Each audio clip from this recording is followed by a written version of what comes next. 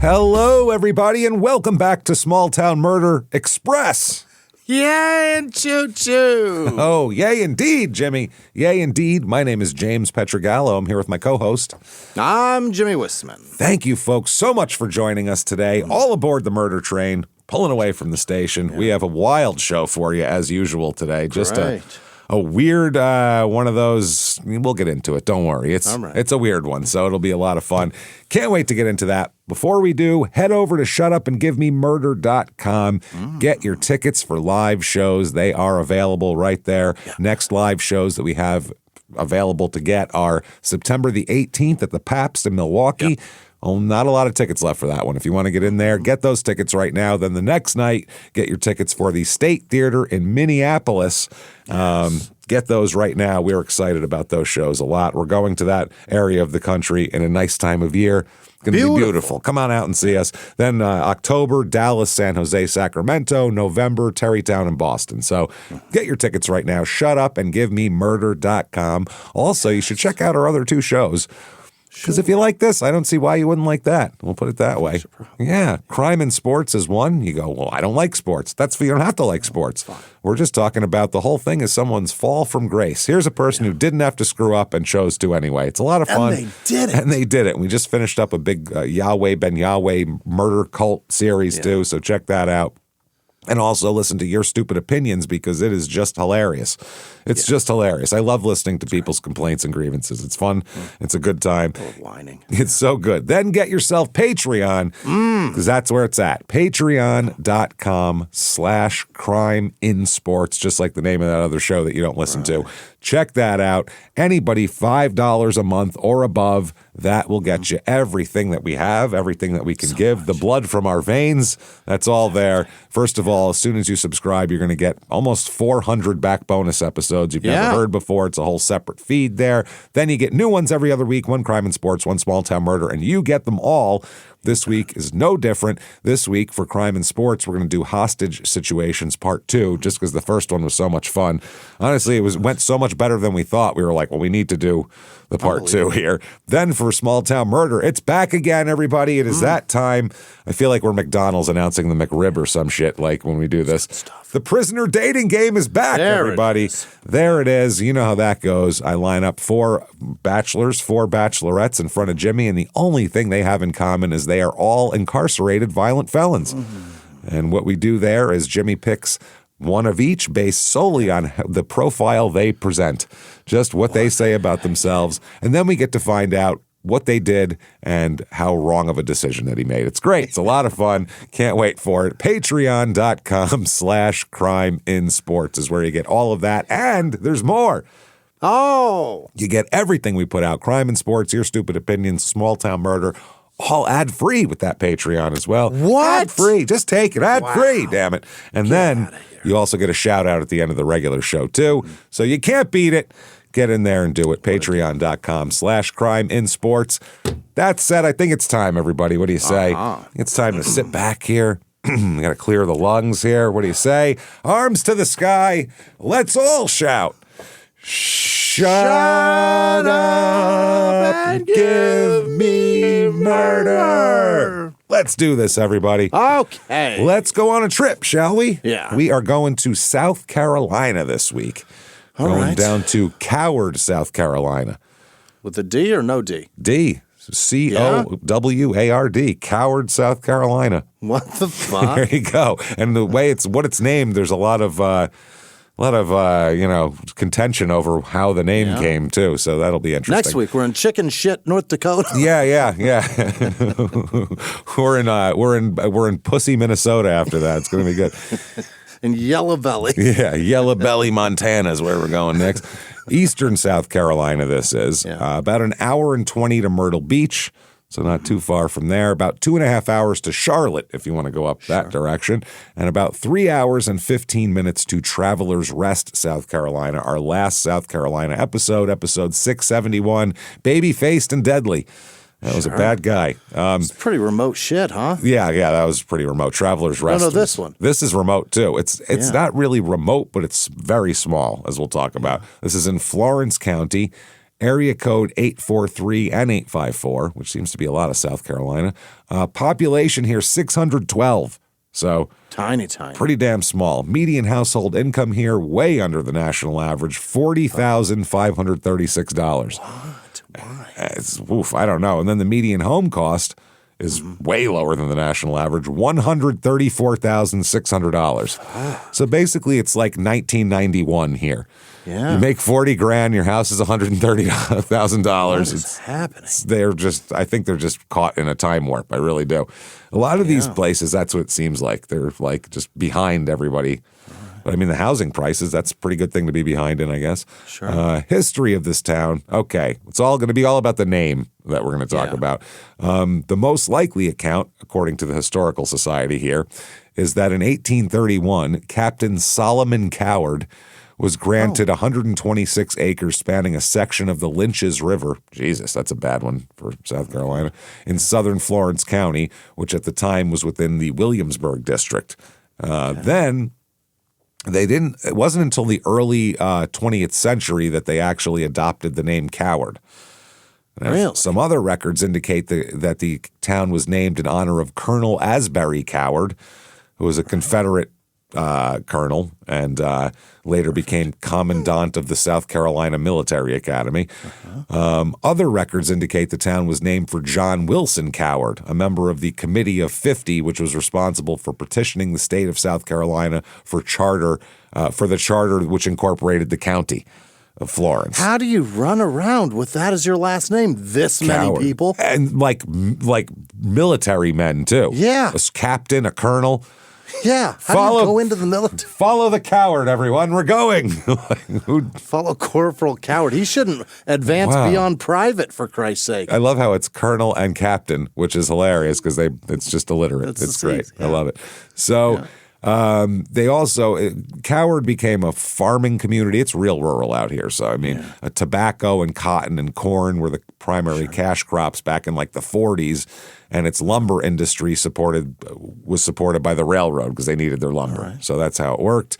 It also was home to a sawmill that was operated, and it's kind of the town employment for a long time.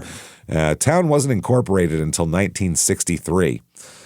And they have some problems. In recent years, the town has been troubled by rising water levels in the Lynches River and increased flooding. So they're the ones that have it all. Yeah, if it keeps going, they might not be a town anymore because it might just flood out. There's a couple of places that are like that right now. It's happening a lot. Here are reviews. There's only one review of this town that exists with 600 people. It's not a surprise. It's 4 stars. Coward is a good place to live in. It's a good place to start a small business, but you do have to know the people around in order to work with them.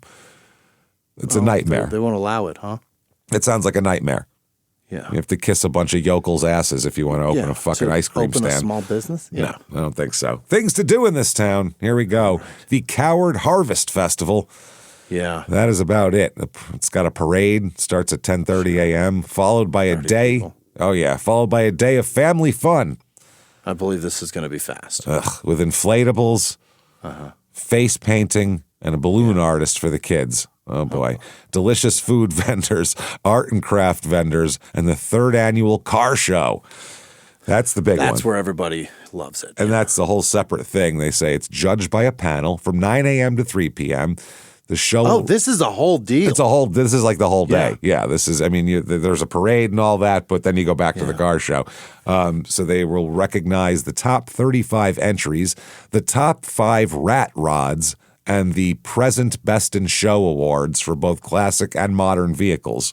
You're telling me in 900 people, there are 5 rat rods? 600. I 600. The whole county's got to come out for this, but even I don't think there's 5 rat rods in a goddamn whole county down there. That's unbelievable. They got the top 5 of them. Must be a big deal. Well, you know what you get if you win. This is why. I mean, this is the thing. I mean, you'd come from far and wide for this. Winners will receive state plaque awards. Oh, yeah. So like a plaque that's the shape of South Carolina. Piece of lucite in the shape of South Carolina. My uncle had a 67 Dart it was, I mean, the Dart, that's not a very, you'd think it wouldn't be it was a beautiful car though. Yeah. And he had a trophy room, James, with just pieces of wood cut out in the state of Arizona all over his fucking room. Yeah. With whatever car show it was. He's got state plaques, baby. Yeah. And of course his name was Ricky, so likely, you know what I mean? Yeah. Well, yeah, obviously. Ricky can't live long. Rickies don't live long, as we know. Ricky buys it on a dirt bike. That's just how it works. We all know that. So Ricky bought it in the sun, James. Oh, that's not good. There's also another thing separate of this. Explore the treetops. Oh, what is that? Zip lining? Walk the 147-foot-high suspension canopy walk. No thanks. At Lynch's River County Park for sweeping bird's-eye views of the river and cypress trees. Suspension canopy walk?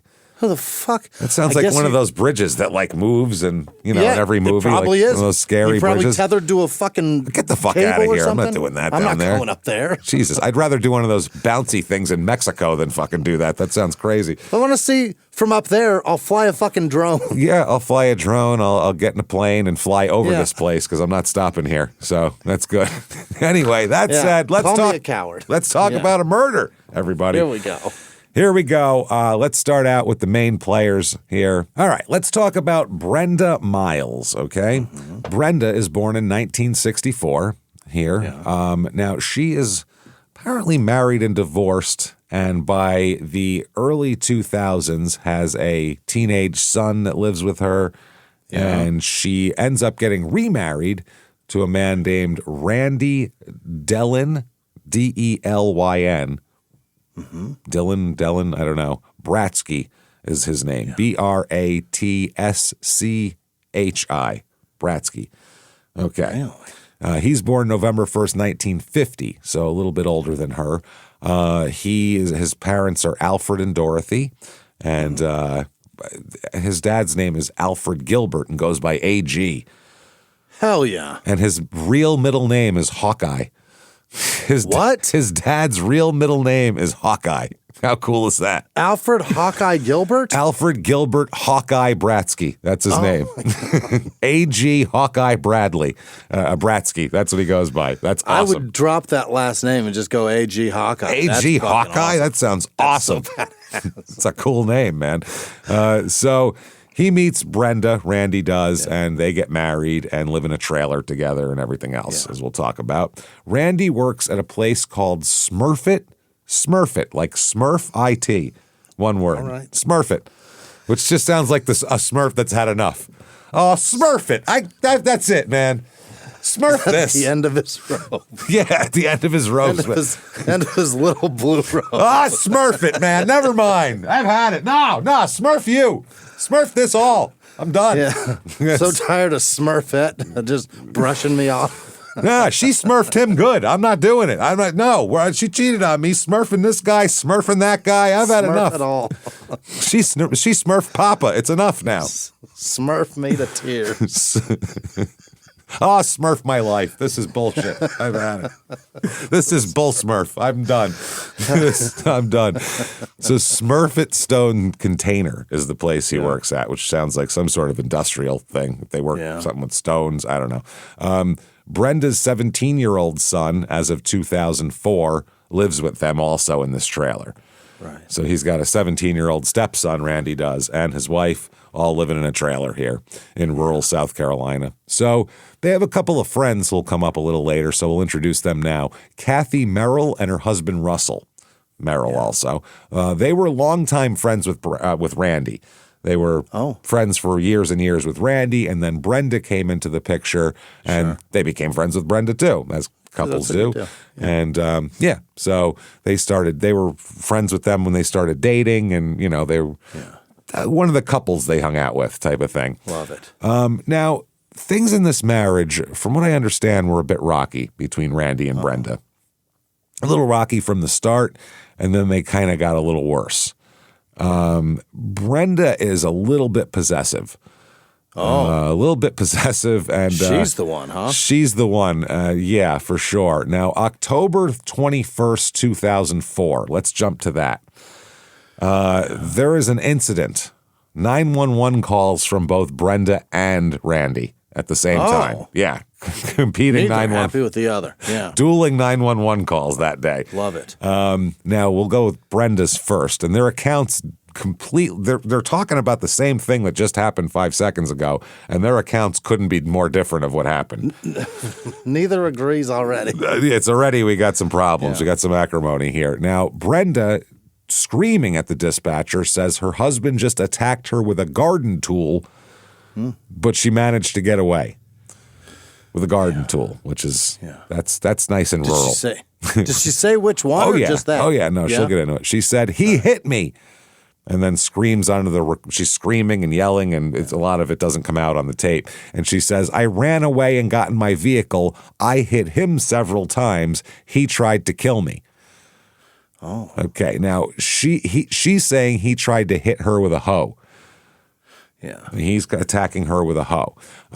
Brenda says that she left the residence and is on her way to the town hall to report the incident. That's where the police department is in a small town. So on the way to the Coward Town Hall to report this incident. But then Randy's also on 911 as well, and he's got a completely different story. He says, quote, my wife's trying to kill me. That's his lead. Uh-huh. It's a strong lead, I would say.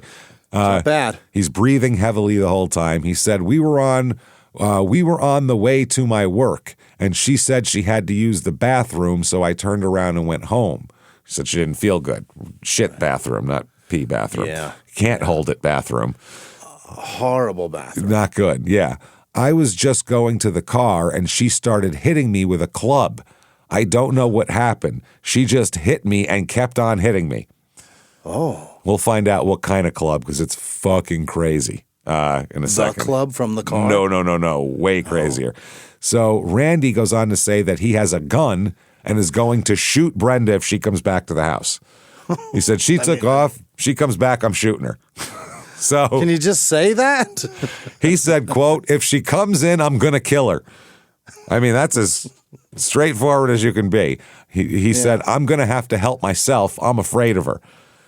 Okay. All right. Now, Brenda does not return to the residence that day, which is nice.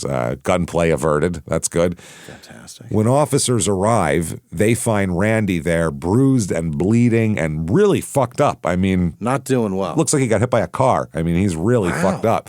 They also recover the weapon that was used to beat him, which is what they call an Ozark Thumper. You know what that is?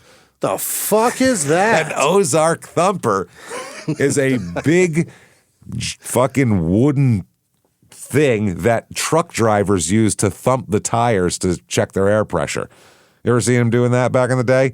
No. It's a big, heavy. That's not how you check tire pressure. That's how you do it if you're a hillbilly. In the Ozarks. Yeah. If you don't have a gauge, just go boom, boom. That's about right. Not sure, but that's What's the number that registers and where?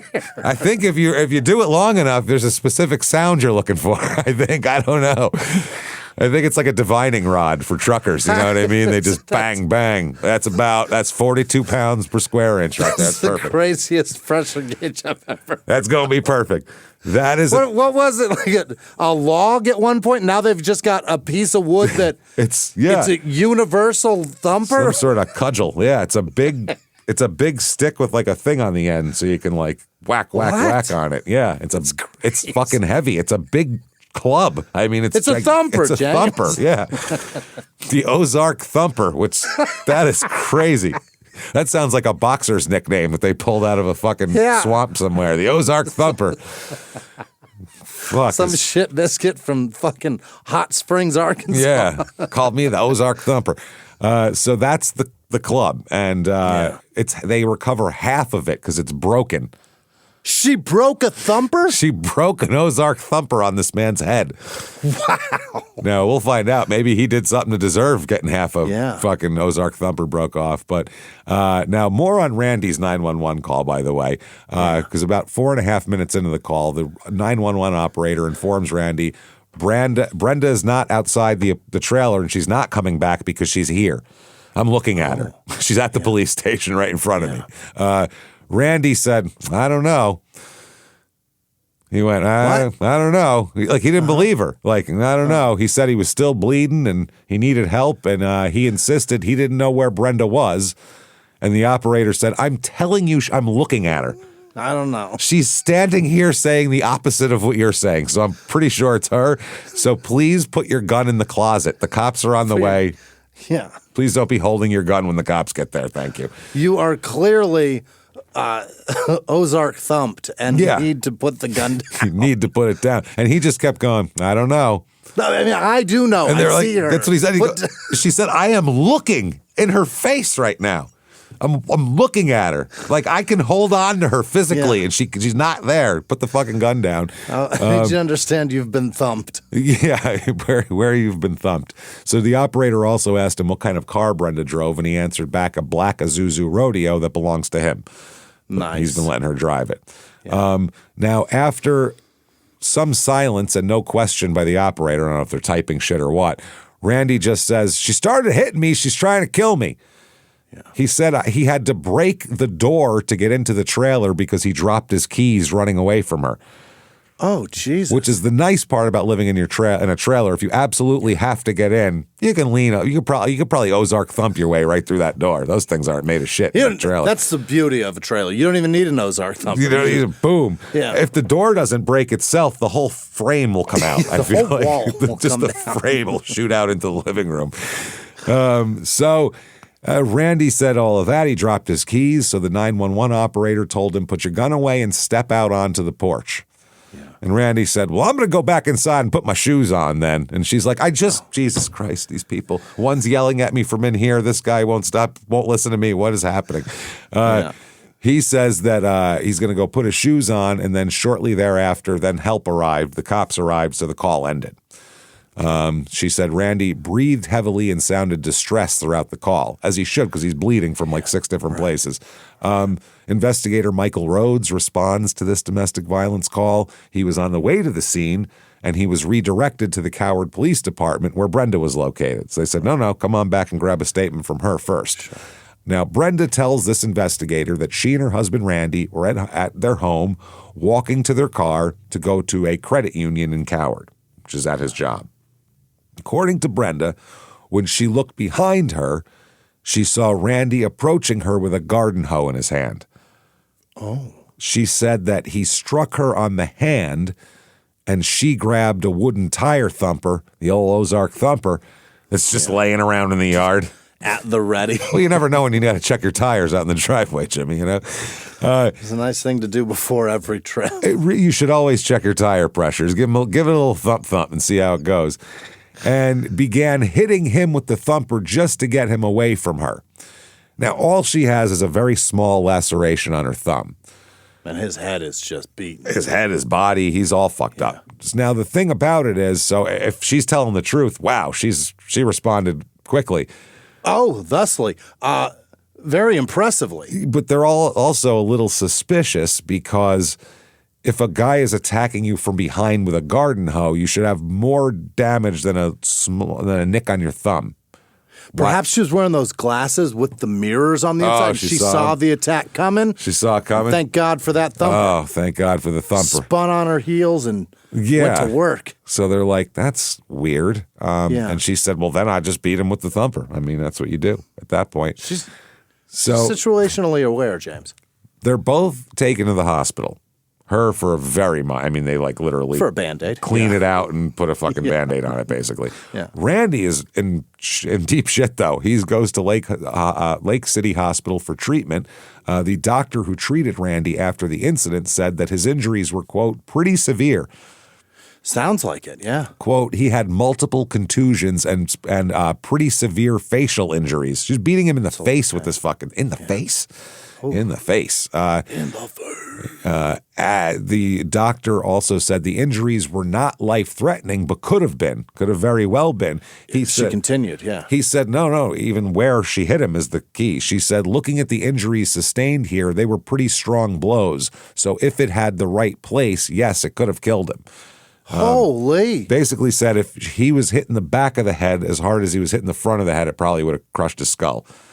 Shit. So she was fucking wailing on this guy. Yeah. With basically a hillbilly baseball bat, which is home run blows every time. Fucking crazy. His face is very swollen. He has severe facial injuries, lacerations all over the place, bruising on his chest, a skull fracture, and several injuries to his other parts of his head. He's fucked up. He's not lucky doing to be well. alive. Very lucky. Now, the county sheriff investigator, Kathleen Street, she went over to the hospital after the attack and met with both Brenda and Randy. And she said that Randy had obviously been beaten very badly, and Brenda also claimed to have injuries. She said, quote, she told me that she had a cut on her finger and also a knot on her head. I saw the cut on her finger, but I didn't touch her to see if she had a knot on her head. She's kind of gross. No, that's not what she said. That would have been a great quote. Didn't touch her. She's gross. A little ugly. She said she had been hit with a garden hoe. Mm-hmm. Randy said, quote, he never hit her with a garden hoe, according to the police report here. He said he'd gotten the hoe when he was trying to get away from her and used it to bust out the window to get inside of the house. Oh. That's what he got the hoe for, just to try to bust in the house. He used that as a key. So the investigators recover the part of the tire thumper, which basically looks like a small baseball bat. Really? Yeah, outside of the old Georgetown Road residence the day of the incident. Now, this Street, she said she conducted research on the tool to determine if they often break. Are they real breakable? Now, they do, and according to those she talked to, basically when they break, they sling wooden shrapnel when they split. Okay. Those shrapnel. So she said that led her to believe that Brenda most likely cut her finger when the tire thumper broke. Get the fuck out of here. That's how because when she hit him, it broke this way and got, and got splinters in her hand and cut her that way. So that's how she got it. Her own weapon. This man didn't hit her at all. Beating. That's what they think. Now, Randy said that, she said, tell me from the top again. And he wrote that, she had a stomach ache, wanted to return home. They returned home. And, quote, out of the blue, I felt a blow to the back of the neck that brought me to my knees. Oh, my. Wow. With a thumper in the back of the neck. From behind. Wow. I managed to turn around, but was kind of in and out of consciousness.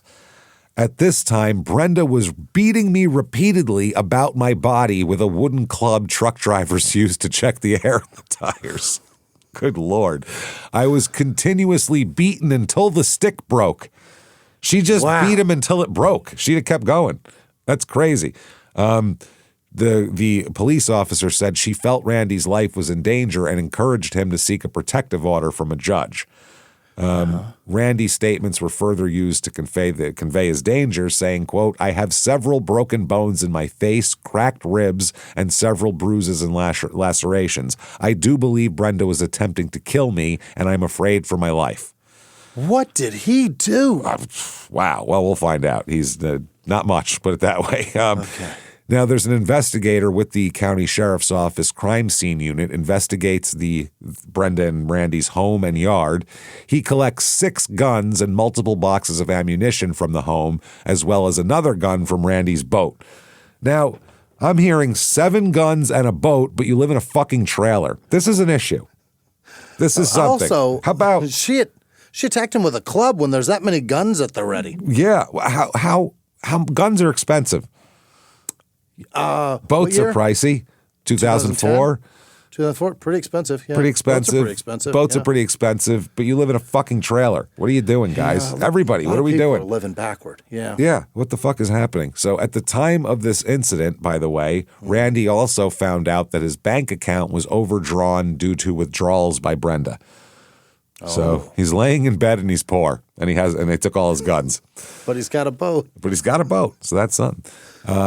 Now, Brenda is going to be arrested and charged with assault and battery with intent to kill, which is a pretty good charge, pretty hefty. It's not good. No. Randy eventually recovers from this attack pretty quickly, I guess.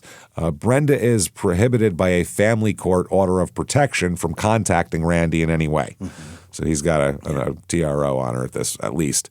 So they said later on, somebody asked one of the cops, was Randy scared of Brenda after that attack? And the cop who talked to him in the hospital said terrified is a better word. Right. Yeah. So after the protection order hearing, Randy visited Brenda once with police presence there to retrieve his black Isuzu Rodeo that he had previously allowed her to drive, one that she was driving that day. Now, she pretty quickly violates this protection order. Oh, really? Pretty quick, yeah. 2 separate occasions, at least, that we know of. One of them here is after this, a little time goes by, and Randy begins dating another woman. Okay. Somebody less quick to the club, I hope, for him. So now there's one occasion here where we'll go back to Kathy Merrill, their friends that know both of them. Kathy Merrill said Randy and another friend, Susan Hill, began dating after Randy and Brenda's altercation. He said, I'm moving on. Kathy also said that sometime after the altercation, Brenda told her that she had hired a private investigator who took pictures of Randy and Susan. Why? Yeah, he'd probably tell you, yeah, I'm seeing someone, you crazy ass. Fuck yeah, you beat me half to death. I'm moving on. What are we talking about? You hit me with a tool that most people have never even heard of. No, you have to be like an old-timey truck driver to know what the fuck this is. It's crazy. Kathy further said that Randy previously had guns stolen from his home as well. Oh. So there's that. Now, Susan Hill, the lady he's dating, she said that they started dating right after the altercation, and she indicated that after she and Randy began dating, she returned to her house one time and found a light on, a door ajar, and her inside dog outside. Mm-hmm. So someone was in her house. She had left the doors locked and the light off. So that's weird. Now, Kathy and Susan also both said that shortly after the incident, they went to Randy's trailer to clean it for him, and they found the door locked, even though Randy had left it unlocked for them. So Brenda is snooping. This is pretty possessive shit that's going on right now. Letting dogs out, locking doors. She's not even trying to not be found. No, she doesn't care. She wants you to know. Yeah. Be scared of me. Yeah, there's always an Ozark Thumper right around the corner. You never know. That would be a good nickname for her. And like if she went to prison for what she was charged with, everyone should call her the Ozark Thumper. That'd be awesome. I don't know who wouldn't. If they find out what she did, you'd certainly do it. That's going to be the name of this episode. I'll tell you that much. The Ozark Thumper. How do you not? So November 22nd, 2004, shit escalates. All right. This is at the home of Susan Hill, Randy's new girlfriend. Now, Susan said that she had met Randy many years ago when they worked together at Stone Container. She said they hung out in the same group of friends, but they started dating after the domestic dispute when he was single. Right. Susan said that she and Randy eventually were dating, but only alone together for the first time. This is the first time they've been alone they're going to fuck tonight, I think, is what this means here. November 22nd, 2004. She said Randy came to her house this day. It's a Sunday. And near Susan Hill's house, there's a dirt road. And Brenda was on the dirt road by the house. Okay. And Susan said Brenda was sitting out on my dirt road. He was a little nervous, meaning Randy. Minutes later, he said Brenda called her house and said, quote, have fun with my husband, and hung up. Oh, boy. Yeah. Hill said that she and Randy continued their date, heading out to a local nightclub, and also spent time together the following day. And she said she didn't hear from Brenda again. But Brenda was stalking them to at least going to the house and calling. And, that's crazy. If that was a guy doing that, it'd be very scary. You know what I mean? Frightening. Jesus Christ. Yeah. So November 26th now, 4 days later, this is the morning, this is the Friday after Thanksgiving. Next day. Now, Randy, I guess he had to work the overnight, I believe, Thanksgiving night, which sucks because he checks out of work at 7 a.m. He had plans to go on a turkey shoot with some friends that day, that Friday. So he clocked out of work before 7 a.m., and his friends arrived. The day after Thanksgiving, we're going to hunting? Yeah, day after. Well, people They are off. don't need the fucking bird anymore. Yeah, they don't care. I don't think the turkey is the goal there. I think beer in the woods and shooting guns is the goal there. You're probably right. Getting away from your collective Brenda, I think, is the goal there.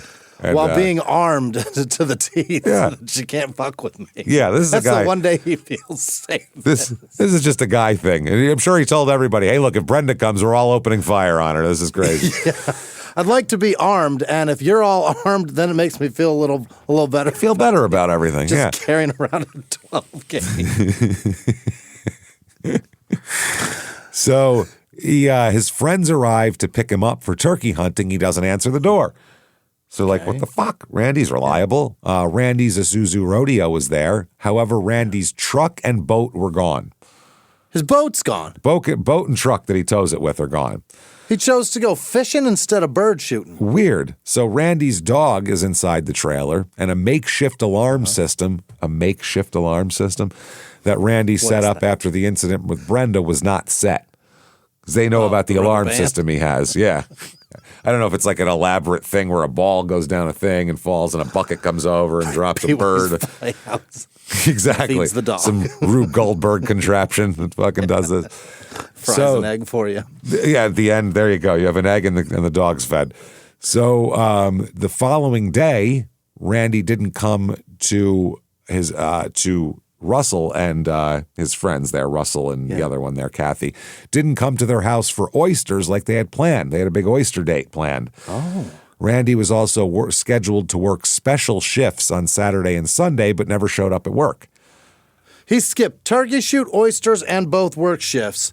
This is for not double time. Something's wrong. There is not a redneck on earth No. that would do this. Skip all four of those? Skip No. Hunting and work? No. You might skip work for hunting, but you're not skipping both. That ain't happening. Yeah. So both Brenda and Susan called Russell's home looking for Randy that weekend, and Russell contacted the police on Sunday about Randy because he hadn't shown up for anything. And Brenda also contacted the police to report him missing. I don't know why you would report anyone missing who has a fucking restraining order against you. That's crazy. Why do you know that? Exactly. You shouldn't know anything about where they are. Now, Frankie Miles is Brenda's 17-year-old son who lives with them, or lived with them before the altercation. Now, Russell, the friend, believed that Frankie had borrowed the truck and boat to go fishing. That's what he thinks. He doesn't even think that Randy has the truck and boat. And later on, an investigator verifies that Frankie was on a fishing or hunting trip several hundred miles away since Friday. Oh. So he's gone. Now, investigators believe that Randy made it home from work the morning he clocked out of work on Friday morning because they found his work clothes and lunch container there. So he made it at least to the house. So they search his property, they search his trailer, and they find he's a diabetic, by the way, Randy. Yeah? They find his blood glucose meter at the home, which was last used on Thanksgiving at 5:47 p.m. Ah, right after that big old fucking meal. That's right, making sure he's good. But I need some insulin. Yeah. That is telling because a diabetic would never go 4 days without using their glucose meter if they normally use it. They didn't find anything in his trailer that was suspicious or anything like that, but that's the last time that he used his glucose meter, and it's still there. The police they take cadaver dogs all over his property just in case. They don't find anything. Okay. So then several people saw a dark-colored Isuzu Rodeo at a public boat landing on the PD River in Pamplico over the Thanksgiving weekend, beginning on Friday afternoon, and thought it looked like it hadn't moved for days. Oh. Okay. One officer testifies later that he ran a tag on the vehicle at the landing on Saturday night at 8:03 p.m., but it doesn't come back stolen. So he just leaves it there. Another sheriff's office person said that someone stopped by his farm on Sunday afternoon and told him, rather than calling the cops, just stop by the cop's farm and let him know about it. Wow, this is a small fucking town. Small town, yeah. Do I just call? Well, I'll just go over to his house. I mean, it's right over. It's right there. Why not? He's out there hoeing right now. So yeah. Now he tells him a suspicious-looking black SUV is on the landing. So he calls into the sheriff's office to have someone check out the vehicle, because he's at home on his farm. So the investigator says he observed the black vehicle another investigator said he observed a black vehicle on the landing on Sunday at 5 p.m. and ran the tags. Okay. Again. So just to make sure it's still not stolen. Yeah. Now, the Monday after Thanksgiving another investigator observed the Isuzu Rodeo on the landing Monday morning and ran the tags again, not stolen. So the tags have been run 3 times in 4 days. It's just abandoned at the Bluff Landing off Old River Road in Pamplico. So it's not his truck, it's his rodeo that's out there? It's the Isuzu Rodeo that's out there, yeah. So the Tuesday after Thanksgiving, we're 5 days now, almost a week, the investigator that talked to Randy in the hospital, Investigator Street, she entered the Isuzu into the National Crime Information Computer, the NCIC. Yeah, and now it's flagged. It comes up as belonging to a missing person because Randy's been reported missing since Sunday. So now it's a thing. So the Wednesday following Thanksgiving, they ran the plates. That's when they ran the plates, and it indicated the car belonged to him. They searched the car. Yeah. And an envelope containing $900 in $100 bills was found on the driver's seat during a search of the vehicle. Okay. Small spots of blood are found on the steering wheel, steering column, dashboard, and gear shift. That's a lot. That's more than was in OJ's Bronco, by the way. Yeah. So that's a lot. The blood spots were later determined to be several days to a week old. No usable fingerprints found in the vehicle. And it doesn't appear that a body has been transported in the back of the vehicle at all. Okay. Now, the car did not appear to have been hot-wired either, so nobody broke into it, cracked the column. So the police searched the area around the vehicle and river and found nothing. Nothing at all. So now Brenda's nephew says he saw Randy driving the Isuzu on November 28th, but several law enforcement officers and a few hunters who went by the bluff that weekend said the Isuzu hadn't moved since November 26th until it was found. Yeah. But $900 just sitting there. $900, but somehow Brenda's nephew saw differently. I don't know. Yeah, $900. So they search his vehicle. They searched his home. They have no leads to nothing, no clues of where the hell he is. So investigators start to get worried when they see the blood pressure medication and diabetes monitor have been left behind. They're like, just sitting there. This is bad. I mean, something had to have happened to him. Yeah.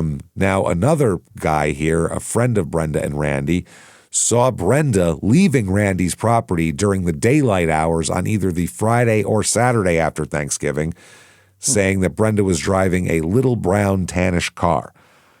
She has a restraining order, shouldn't be near that property, which is interesting. Another friend said he visited Randy to get some life jackets from him on the morning of Thanksgiving or the next day, and he was there and fine. Right. So we assume that's Thanksgiving. Then there's a witness named Jerome Eady.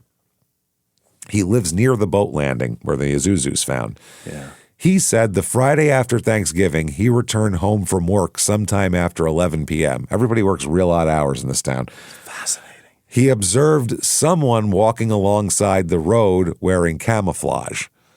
That someone went to his neighbor's house and then came to his house. That someone is Brenda. Wearing camo. Camo at 11 o'clock at night coming from the area of where the Isuzu was parked. Wow. Not good. Brenda told him she needed a ride home. How'd she get here in her camo? Yeah. Where's your car? So this guy, Jerome, and his mother gave Brenda a ride to Coward. They dropped her off at a trailer home development near Randy's trailer. Same area, same neighborhood. Yeah. She knew better than to have him pull up in front of the trailer. He said he was not certain which night around Thanksgiving he gave Brenda a ride, but he was pretty sure it was Friday. Now, Jerome Eady did not believe that Brenda was nervous, angry, crying, or bleeding. Nothing, wrong with her. Calm and casual, yeah. He said he thought she seemed calm. So after police hear about that, they're very suspicious of Brenda. Certainly. Obviously. Yeah. So they go and they search parts of Brenda's family's farm. And because it was near where Jerome took her in that area. It was between the two places. What they find is a recently dug rectangular hole near a deer stand that was about a quarter mile from Randy's house, and the investigator said, that's a grave. That's someone dug a grave. There's nothing in it. Very clearly, a body fits in that. But obviously, that's what you put in there. That's what fits in there. Yeah, like a glove. So that's what went on there. Now, then they do tests of the spots of blood all over the car, and they belong to Brenda. Oh, wild. Steering wheel, gear shift, dashboard. Why is she bleeding in his car? Why is she bleeding in his car? I mean, she was driving it for a while. Yeah. But still, there's blood that only seemed to be less than a week old when they got it. So she shouldn't have been anywhere near that car because he's had possession of it for the last week. So why is her blood in the fucking car? This is a good piece of evidence, especially with combined with the camouflage.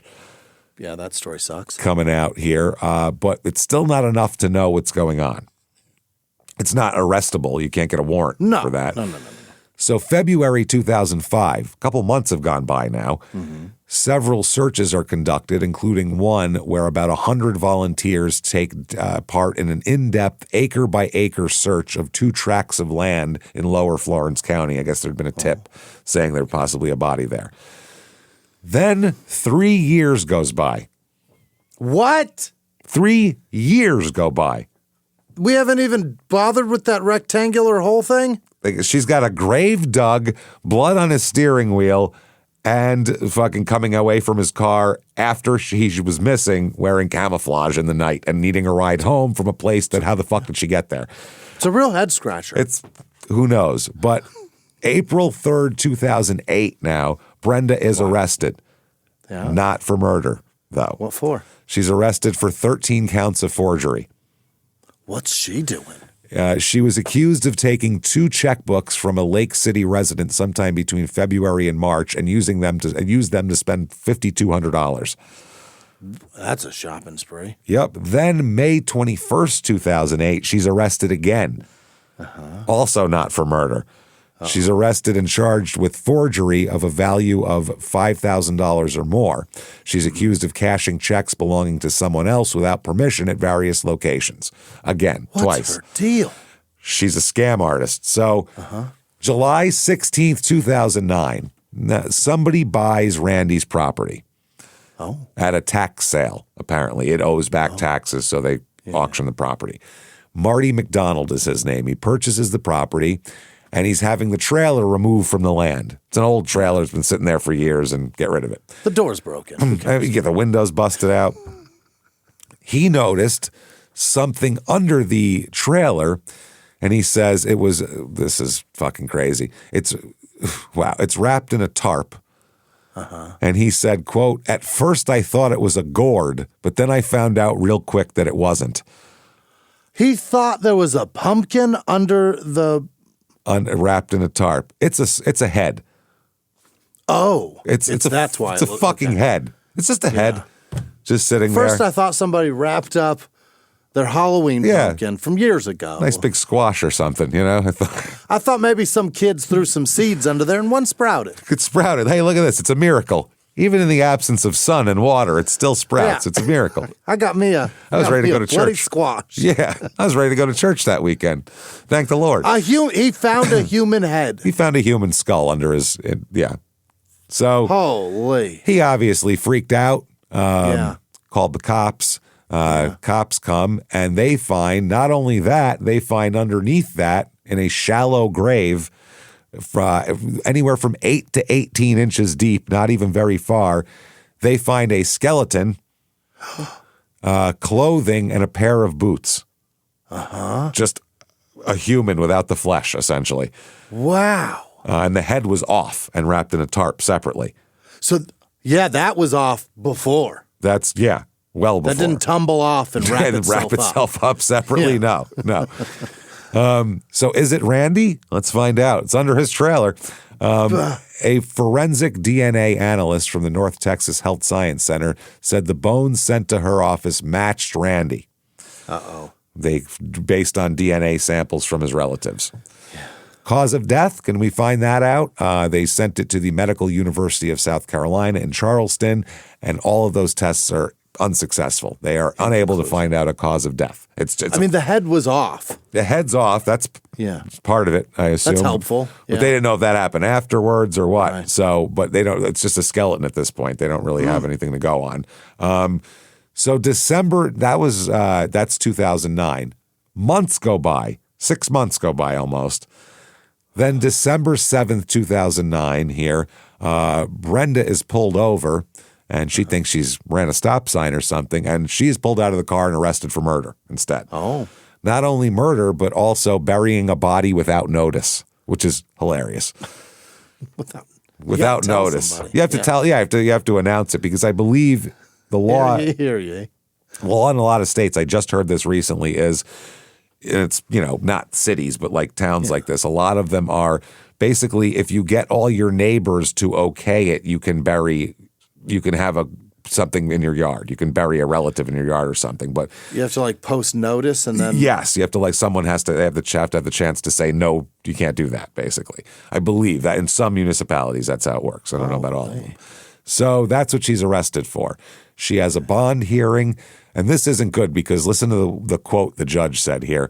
Quote, "The Bratsky family has been through a long, long, hard, torturous journey to get to this point. Randy had a big heart, and all these people here have big hearts. But in the courtroom, looking at this woman, our hearts have shrunk to nothing." What does that mean? She's the Wow. antithesis of a heart? She's just, you have no heart for her, I guess. Okay. Randy's sister, Sandra, talked after the hearing and said it was very difficult. But again, I want to thank the Florence County Sheriff's Department, the Solicitor's Office, or anybody who had a part in this case. We feel that the judge made a good decision today, holding her without bond. Yeah. And we're happy with his decision. We've had a lot of confidence in the people that are handling this case. How? It's been 4 years. Right. It's been 5 years now once they arrest her. How do you have confidence in them? He said, "We've been doing this for the past 5 years, and we're going to see it through. We just want justice for our brother." The judge said he wants to bring closure to Randy's family and said, "I feel so sorry for them. They have so many questions for so long, and now some of the questions have been answered, and we're going to work very, very hard to answer the remaining questions they have and bring justice in this case." Okay. Now, her son, Frankie, who's 23, is also arrested. Oh, what'd he do? He is charged with misprision of a felony, which is a legal term that refers to the concealment of a serious crime, like a felony, by someone who is not an accomplice, or the neglect of an official duty by a public official. So he knew about it, didn't help, but knew about it and didn't say anything, basically. That's what that means. Okay. So that's accomplice, but after the fact in most places, right? He didn't help with anything. He just knew about it. So they're calling it that. And he's released on personal recognizance, like they don't even hold him. But the prosecutor or a lieutenant with the sheriff's department said, "We think he knew about the murder and didn't report it." Period. That's it. He would have to, right? He'd have to. She couldn't have done all this without help. You know what I mean? So at some point in here, Brenda confesses. Why? At some point, she confesses. I don't know what they did to crack her, but she confesses at some point. They had some piece of evidence, huh? Had to have. But the problem is, however they got it, and this is not detailed in any of the fucking court documents, and it really drove me crazy trying to find it. Somehow her confession is not going to be allowed into trial. I don't know if they didn't Mirandize her properly. I don't know if what the details of it are. I'd love to know, but her confession is not allowed at trial, which is a big blow to the prosecution. Yeah.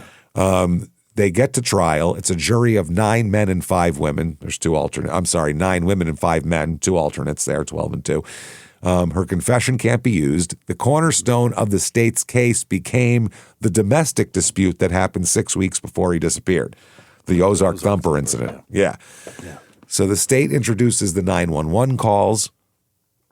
Brenda objects to Randy's call being played, arguing it violates the confrontation clause of the 6th Amendment and was unfairly prejudicial.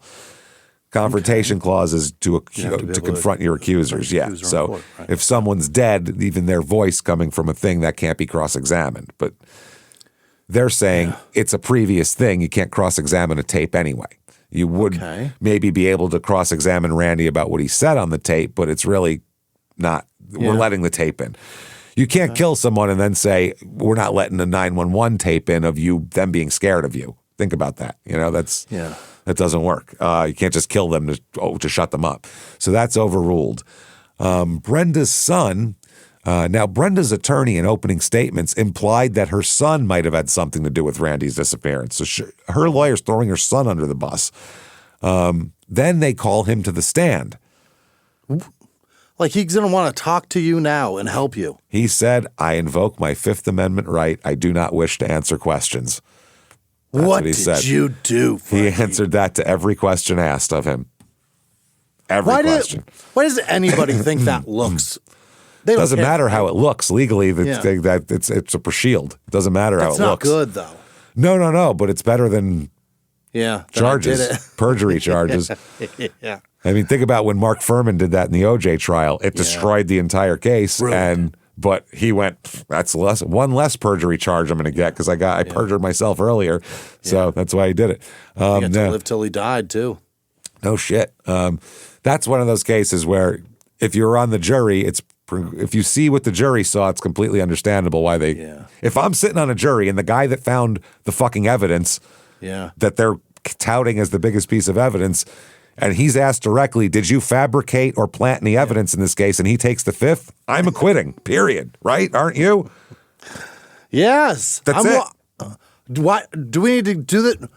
And rest. Everybody rest. We're going home. It's over. That's it. Yeah, and the judge even would say, well, then what are we talking about here? Yeah. Like that's... So other Brenda... I wish Nathan Lane was really F. Lee Bailey. I do too. He's so much better than fun. He is.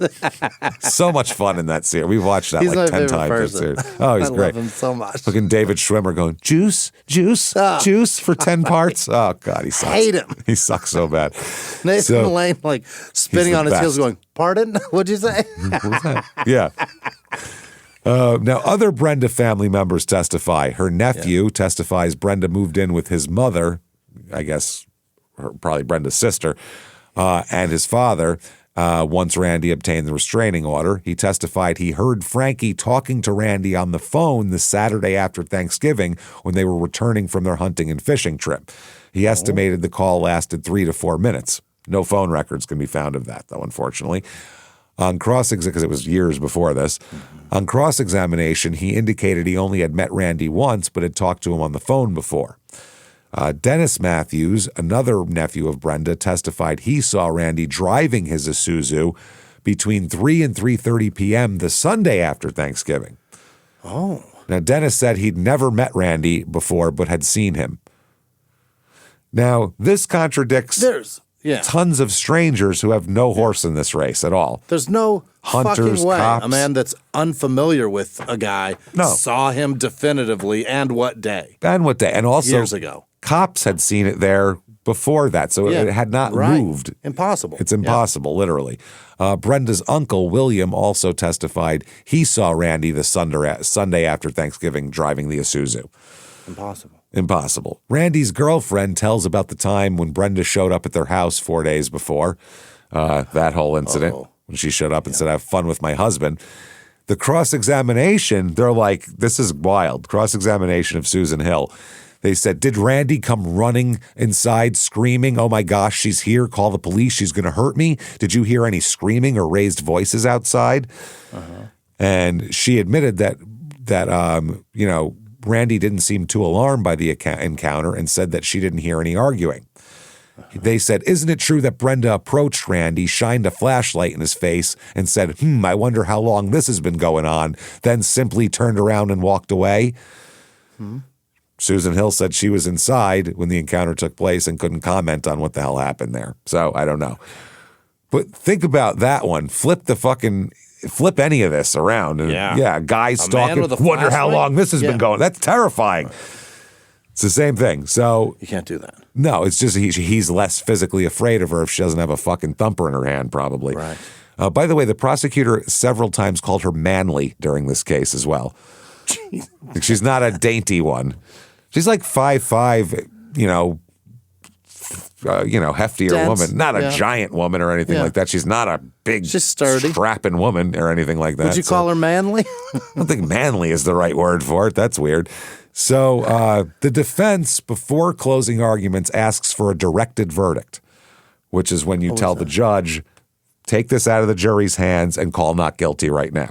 The judge has the right to say, not enough evidence has been presented to possibly find this person guilty, so I'm dismissing the jury and giving a directed verdict of not guilty. Oh, God. They can even do that after the jury. A jury can come back with a guilty verdict, and a judge can throw that out and say and give a directed verdict. So they said this is the defense's case. They spent 2 days talking about the assault and battery with intent to kill case that Brenda hasn't even gone on trial for. This has been a trial within a trial. The only thing they can establish is that that's the only thing they can establish, and it looks bad. Okay. The judge says, no, we're going to let this go to the jury. Thank you. Okay. That is evidence that she was beating him and stalking him 4 days before, after 6 weeks after a beating. That's all evidence. In closing arguments here, the prosecutor said that Brenda attacked Randy that day because he was about to discover she'd been withdrawing large amounts of money from his bank account, because that's what they found once he was in the hospital. She was, quote, she was about to get caught spending all the money. That assault and battery with intent to kill case was her first attempt to kill Randy. Here's what I think happened. Randy came home that day, and before he could get his boots off, before he could let his dog out, Brenda ambushed him that morning at 7 a.m. Yeah. The verdict comes in here. She is found guilty of murder and poor disposal of a corpse, or whatever it is. And no, hear you. No without notice, yeah. So that's interesting. Now, during sentencing, this is when more information comes out, shit that wasn't known during the trial for evidentiary rules that couldn't be let in. One of those things is the members of the court audience learned that Brenda confessed to the murder at that point. Oh, shit. They learn about the confession, but she claimed it was in self-defense. That was her claim. Her claim was he came at her, or she came at him, and she killed him by, self-defense injury. Right. So the confession was suppressed on legal grounds and was never heard by the jury. But just so everybody knows, we know she did it. He must have put up a fight and whipped her ass when she took his car. Possibly. And bled in it. You know what I mean? But only a few little drops of blood. She wasn't bleeding that much. Maybe he didn't whip her ass. Maybe he just got her in the nose or something. Maybe. You never know. Or she cut herself. Maybe she could have stabbed him, cut her hand. Yeah. I mean, anything could have happened. So for mitigation, they bring in her son, sisters, family members.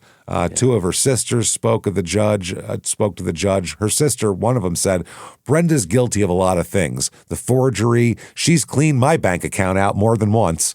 What? This is from mitigation. This is the lady on her side. I mean, I know she's robbed me blind more than once, but Brenda is not a violent person. Well, we know she is. She beat the man with an Ozark Thumper.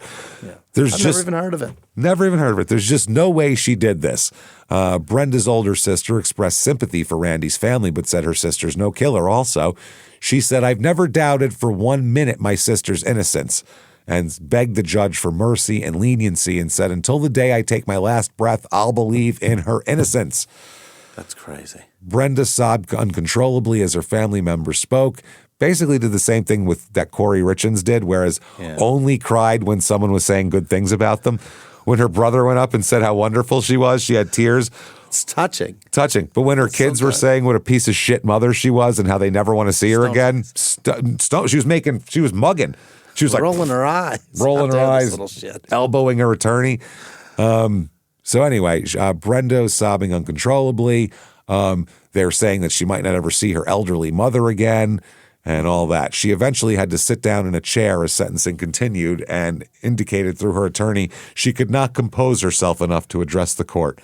It does hurt. The judge, on the other hand, is plenty fine to address the court. He's composed? And he said, you, ma'am, may fuck off, life in prison. I'll address the court. That's going to be without parole, by the way. Yeah. She's also convicted of the burying the body, which she gets a 3-year sentence for, and she's given credit for time served on that sentence, too. A little bit of time served. Randy's sister said, quote, "It's indescribable. I couldn't be happier now that it's over and we can go on with our lives.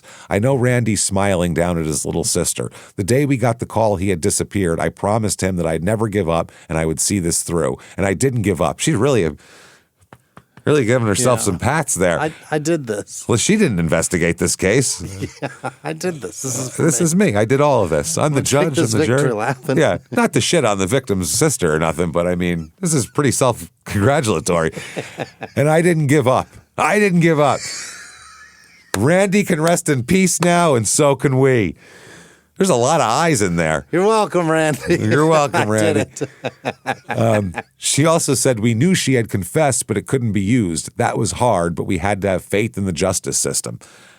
She appeals in 2015 a little bit here. She appeals saying the court should have given her a directed verdict, and they said the court did not err in denying her directed verdict motion, unlike in these other precedent cases that we have no time for. Brenda's blood was found somewhere unexpected with no reasonable explanation provided. Right. So that right there is enough to go to the jury. Brenda had not had access to the Isuzu in several weeks. However, the undisputed evidence that her blood was found in the car was at most a week old. Brenda's argument that the blood on the steering wheel of the Isuzu was from the argument 5 weeks earlier is not supported by any evidence or testimony presented at trial and was directly contradicted by the uncontested scientific evidence. She's saying the shit from her thumb got all over? No. That's what happened. And 5 weeks ago. And they just can't tell the difference between 6-week-old blood and fucking week-old blood. So there's that part. They said a directed verdict is not required merely because the state cannot conclusively show the defendant was at the crime scene at the relevant time. Also, the evidence. Brenda says all the evidence is circumstantial, including, they said, here's all the evidence there is, though. Brenda and Randy fighting violently, Brenda charged with assault, Brenda getting a restraining order against her that she violated on several occasions, confronting him and others about his dating Susan, hiring a private investigator. His Isuzu found away from the home, small amount of her blood found in it. Brenda got a ride from a stranger near where the Isuzu was at 11 o'clock at night while she's wearing camouflage, for Christ's sake. She was seen at Randy's trailer around the time of his disappearance, despite the restraining order. And the grave-like hole that was dug on Brenda's family's property less than a quarter mile away. She was going to do that, and she changed her mind and put him under his own trailer. Yeah, just put him under here. Fuck it. Don't put him on the family farm. But didn't fill the grave back in, unfortunately. That's fucking nuts. Wow. Also, she's talking about the confrontation clause shit. She was going to go back and get him. At some point, but then she couldn't. How was she going to do that? Wow. And then she didn't own the property anymore. Yeah. I think she just put it there and like she's any of those thief people, they're like gamblers, those people who clean out people's shit. Whim. Yeah. There is no tomorrow.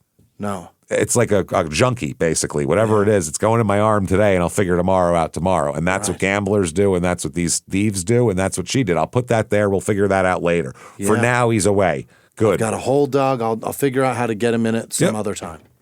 Also the 911 call thing, and they said, you can have somebody from the grave if they've been murdered. That's fine. So affirmed. Wow. And there was an episode of Snapped about her that aired on December 22nd, 2015, season 16, episode 8. You can see that. And currently she is at the Graham facility, whatever that is. Her ID is 00350-569, if you want to look her up there.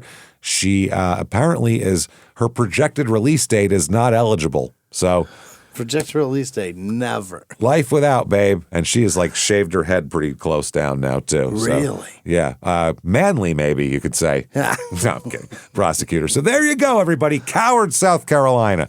Yeah. There it is. What a fucking wild case. Is that wild or what? I'm shocked, man. Jesus. Well, at least we know what an Ozark Thumper is now. Something came from this. That's good. I'm shocked they got her. I know. If that's a dude, he may have gotten away with it. Possibly. It's crazy shit. So it's pretty amazing. There you go, everybody. If you enjoyed that, please get on whatever app you're on and give us 5 stars. It helps so much. Really helps drive the show up the charts. If you're on Netflix, those thumbs up help a lot. Thanks. So thank you for doing that. You guys are awesome that do that. So Appreciate all you do for us. You can definitely follow us on social media at Small Town Murder on Instagram, at Small Town Pod on Facebook. Definitely head over to shutupandgivememurder.com and get your tickets for live shows. Holy shit. We can't wait. The second half of the year is kicking off on September the 18th at the Pabst in Milwaukee. It's a great theater. That is a good place to watch a show. Yeah. Then the next night, just as great of a place to watch a show, the State Theater in Minneapolis. We will be there on the 19th of September. And get your tickets now because Milwaukee's beating you right now. You can't have that in Minneapolis. Get in there. Yeah. Then October 3rd in Dallas, October 16th in San Jose, 17th in Sacramento, and then November 13th in Tarrytown, 14th in Boston. So get your tickets right now. Shutupandgivememurder.com. Then get yourself Patreon. That's where it's at. Oh, daddy. Patreon.com/crime in sports, just like the name of this show. That is where you get all the bonus material. Anybody $5 a month or above, you're going to get everything we put out. I'm talking everything. As soon as you subscribe, you're going to get almost 400 back bonus episodes you've never heard before, which is awesome. That's great. And then you get new ones every other week, one crime in sports, one small town murder, and you get them all. This week, what you're going to get for crime and sports, we're going to do hostage situations part 2. Yeah. Because part 1 was a blast, so we're going to do part 2.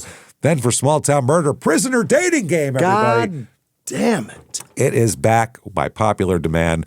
Going to line up 4 men and 4 women, 4 bachelors, 4 bachelorettes in front of Jimmy, and the only thing they have in common is they are all convicted, incarcerated, violent felons. Jimmy's going to pick one of each based solely on the profile that they present. Right. And then after he picks somebody on each, we are going to find out what they did and how terrible of a decision he's made. So it's a lot of fun. Nicest. Oh, it's a lot of fun here. So that is patreon.com/crime in sports, just like the name of our other show, which you should also listen to and check out your stupid opinions as well. So yeah, you get that. Then you get all the shows we put out ad free with your Patreon too. And then on top of that, you also get a shout out at the end of the show, the regular show. Good people. So do that and keep coming out and hanging out with us and do all that good stuff. And you also get everything ad free, which is incredible. Right. So that's awesome. There you go. Do that. If you want to follow us on social media, shutupandgivememurder.com has drop down menus that'll take you anywhere you need to go. Yeah. Well, not anywhere, but our shit anyway. So for us. So do that. Grab that stuff, get in there, get your tickets, come hang out with us. And until next week, everybody, it's been our pleasure. Bye.